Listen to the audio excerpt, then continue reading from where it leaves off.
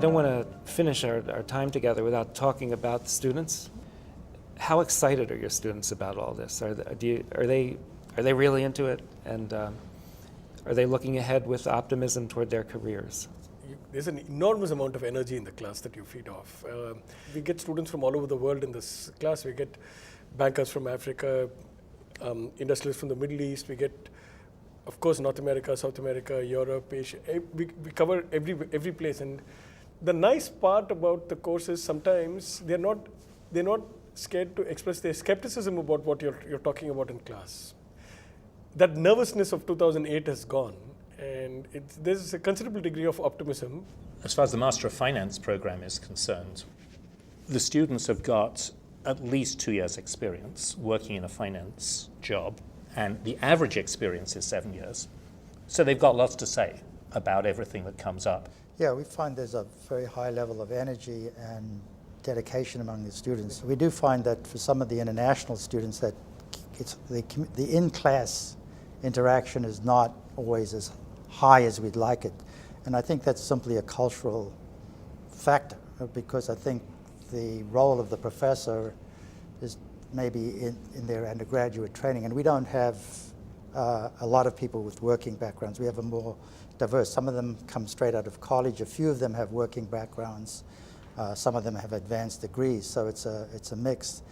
And there's a deferential. You're not supposed to ask the professor questions maybe in class. They do a lot of it after class. So at Stern, we have the good fortune of having one of the largest and most distinguished faculties in finance. So we have size has its own benefits. We have specialists in almost every area that we would like to teach in the classroom. Really, one needs three things in an instructor. You need to have a very good knowledge of models. You need to have a very good knowledge of markets, and you need to have very good skills at communicating that knowledge. So we draw on all that collective experience in the classroom, but very importantly, we also bring in practitioners regularly to talk to classes for shorter sessions in the middle of modules or at the end of a module to give a practitioner perspective on what is going on. Some of my colleagues who teach in the program are also former practitioners, distinguished lives in industry before they came into academics. Given what you see and what you do and who you interact with and your observations of your student body, what's your level of optimism about the future of this profession? I mean, there's no question that people have taken risk management a lot more seriously since the crisis. And I'd like to think that's going to continue. The danger, of course, is that memories of the crisis will fade, and I'd like to think that won't happen. I'd like to think that risk management, there's been a sort of structural change in the way companies, particularly financial institutions, are organized, and that the risk management function is much more central to their operation and their success. I think I'm cynical.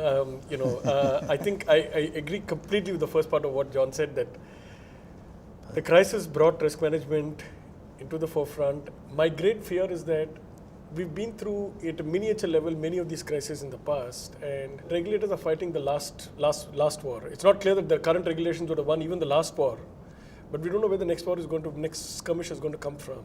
And it's not completely clear to me that they're necessarily moving us forward. It's hard to measure the actual contribution, the return contribution made by a good risk manager. And my great fear is that once good times start rolling around again, memories of what happened will fade. I think I may be somewhere in between. I do think there have been both the regulatory regime has, in spite of its, in an inefficient way, made the system safer.